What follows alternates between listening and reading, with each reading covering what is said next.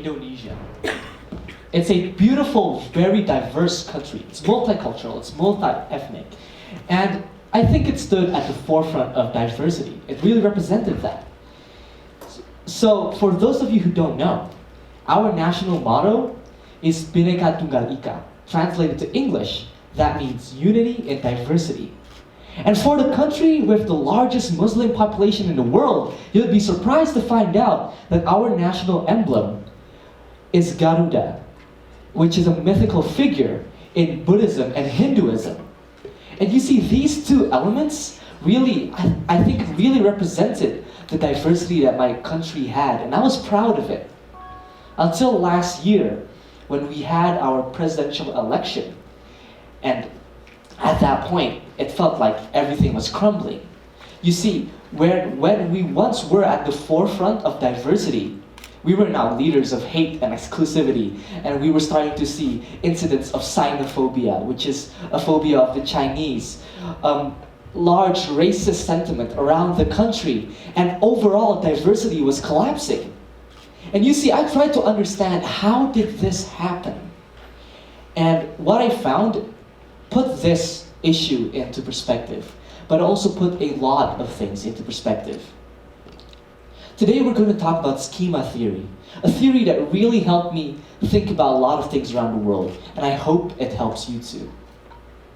Let's begin.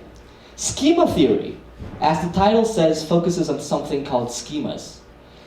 What is a schema, you may ask? So schema is the framework of understanding that each person has, that they use to interpret information, and is built upon our previous experiences. And there's a pretty easy example that you can use to understand. So let's say there are two people, person A and person B. Person A has grown, has spent a childhood with dogs. They had a pet dog when they were young. They had beautiful experiences with dogs.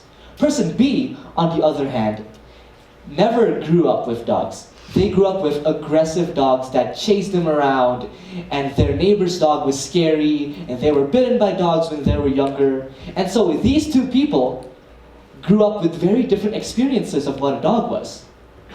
Now, when you ask them to think about a dog, probably the image that will be conjured in their head will have several similarities. For example, a dog has fur. A dog has a tail. A dog is a quadruped. It runs on all fours. But that's where it ends. That's where the similarities ends. Because their experiences determine the mental image that pops up.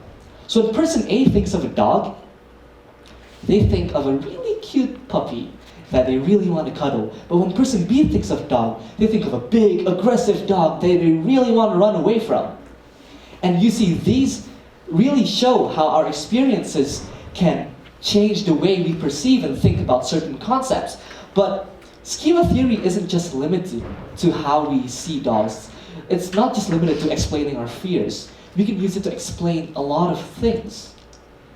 We can use it to explain our understanding of love, our understanding of trust, or of our identity.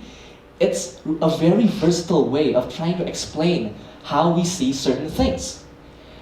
And how are schemas built anyway? So, how schemas work is that every day, whenever we do something, we receive information, right? When I hold a door handle, and that door handle feels cold, that's information. And most information is useless. Most information is circumstantial, so I throw it away. It just gets stored into long-term memory, and I eventually forget it. But every once in a while, either consciously or subconsciously, I do something that makes me change the way I think. Even very slightly, it's fine. Every once in a while, we receive pieces of information that change things. This is a response that schema theory calls tuning. And it's really what we do all the time. Studying for the SAT for 6 hours, because the test is tomorrow, that's tuning. Practicing an instrument to get better at playing it, that's tuning. And tuning is how we get better at our skills, how we get better at our hobbies, how we get better at our jobs. And it really makes us strong in our own aspects and makes us unique. But there are dangers to tuning. Because while a world-class guitarist will never forget how to play a guitar, a conspiracy theorist who spent thousands of hours working on the same conspiracy will find it hard to let go, because that's all they know, because that's all that they've tuned. When you tune a schema to an extreme degree, it becomes hard to let go, and that can be a problem.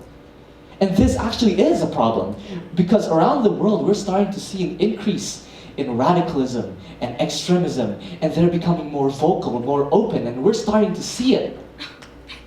And this is driving a lot of societies apart, like in Indonesia, for example. But I know a lot of you who come from the States can also relate. We're starting to see a really, really dangerous phenomenon. It's called polarization.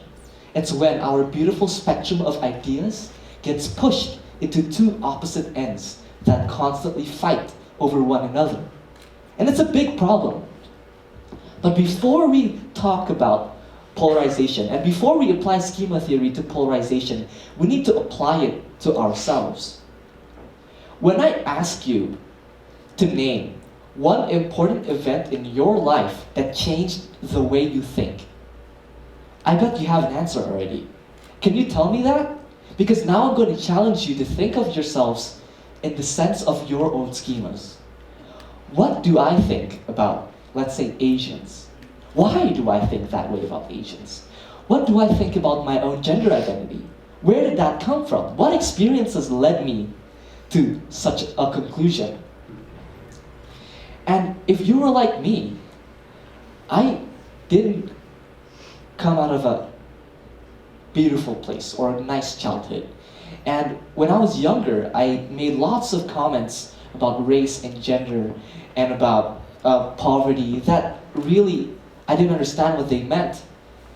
And I'm not proud of them because they really hurt a lot of people. But one by one, the people that I called my real friends told me, gave me information, gave me feedback, very strictly, this isn't right. What you're saying, it's not great. You should stop doing that. And I walked away from all of that. And now when I look back, I see a past that I'm not proud of, but I'm also seeing how we built ourselves, how I built myself, and how I changed. And this is what schema theory is all about. It's not about tuning your skills. It's not just about how we build ourselves, but it's also how we change our minds and how we have the infinite potential to grow. This is another response in schema theory. It's called Reconstruction. It's the process of receiving information that is so crazy, so bizarre, that you have no choice but to create an entirely new understanding, that it revamps how you see certain things. And the thing is, a lot of us in this room are lucky, because every time we learn a new concept, like the concept of love or the concept of trust, our environment, our families and friends teach us healthy ideas about these concepts. And so we end up healthy because our experiences are equally healthy. And our schemas, in return, become positive schemas.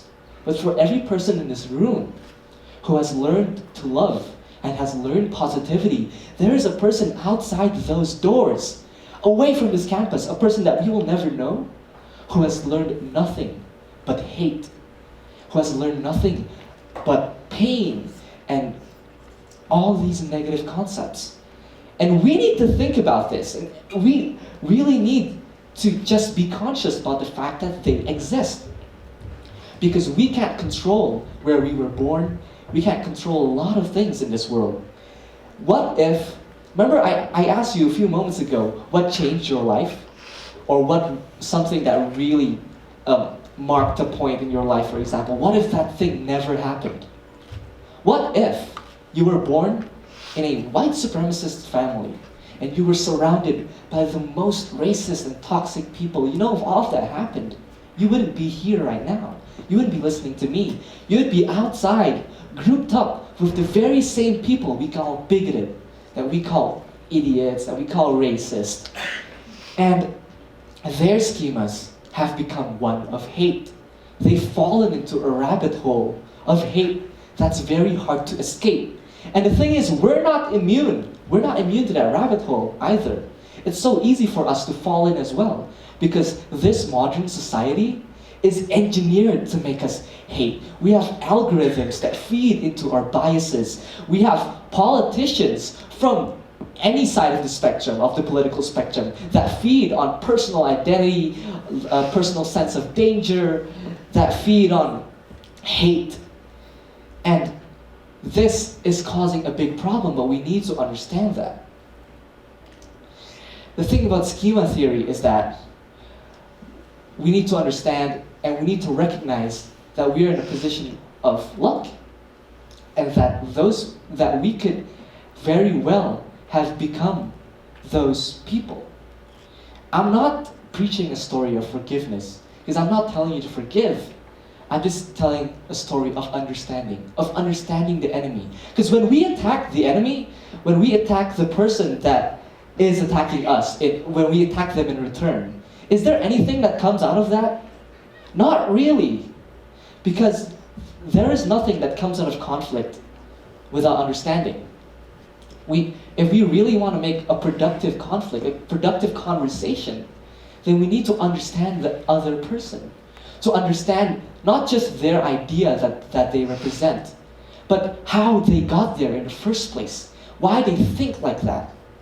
And it's this recognition of how our schemas really influence us that let us break this pattern of polarization, break the echo chambers that's so prevalent in modern society, that break this endless cycle of hate, and hopefully lead to a better future where when nobody is afraid to speak up and to talk and to learn from one another.